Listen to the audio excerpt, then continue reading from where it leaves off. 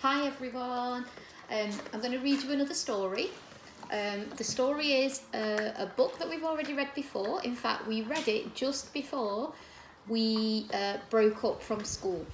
And I know you already loved it and we never got to finish all the work we did on it. So next week's work, starting on Monday the 11th of May for year 1, is all planned around this book. So you can listen to me read it, or you can actually Google Oliver Jeffers himself reading it on YouTube.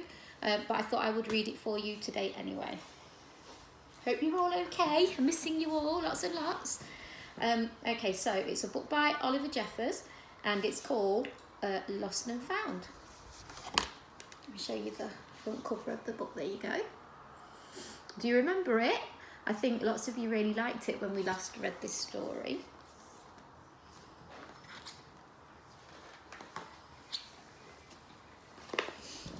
Okay. Once there was a boy, and one day he found a penguin at his door.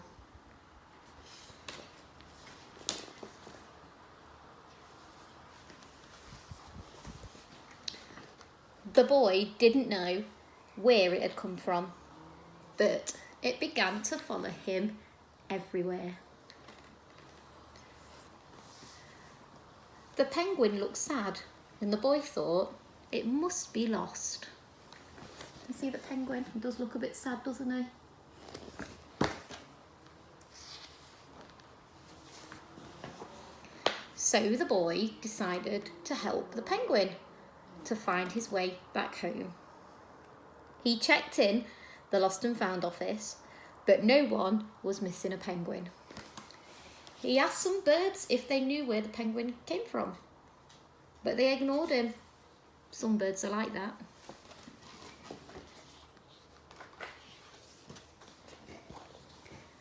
The boy asked his duck, but the duck floated away.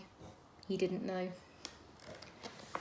That night, the boy couldn't sleep for disappointment. He wanted to help the penguin, but he didn't know how.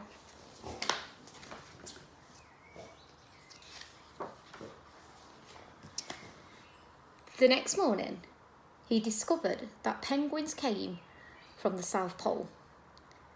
But how could he get there? He ran down to the harbour and asked a big ship to take them to the South Pole. But his voice was much too small to be heard over the ship's horn. Look. A harbour is a place where all of the boats and the ships go.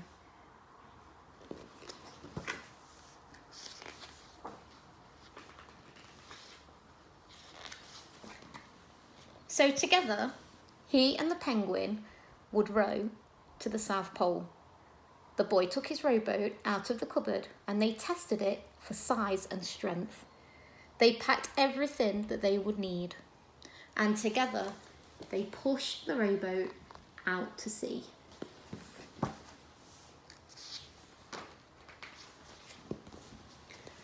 They rowed south for many days and nights, with the boy telling stories all the way. The penguin listened to everything that the boy said.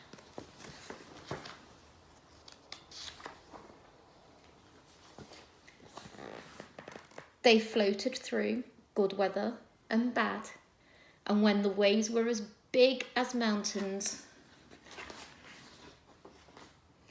until they came to the South Pole. The boy was delighted, but the penguin said nothing. Suddenly, it looked sad again as the boy helped it out of the boat. Why do you think he's sad? You think he'd be happy if he was going home to see his family.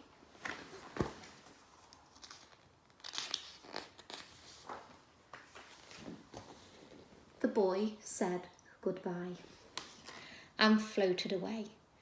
But as he looked back, the penguin looked sadder than ever.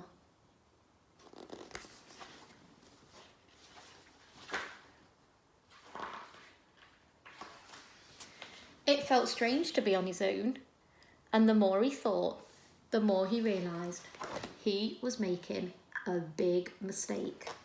The penguin wasn't lost. He was just lonely.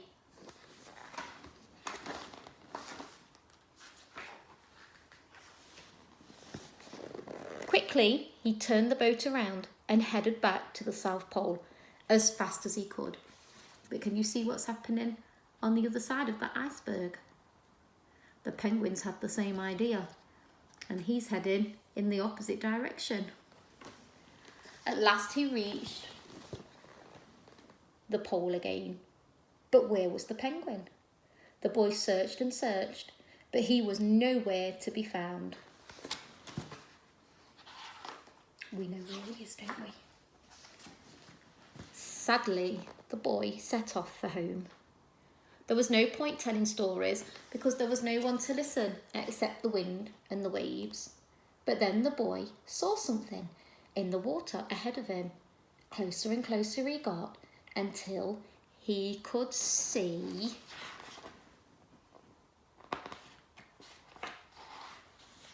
the penguin. And look, what a lovely, happy ending.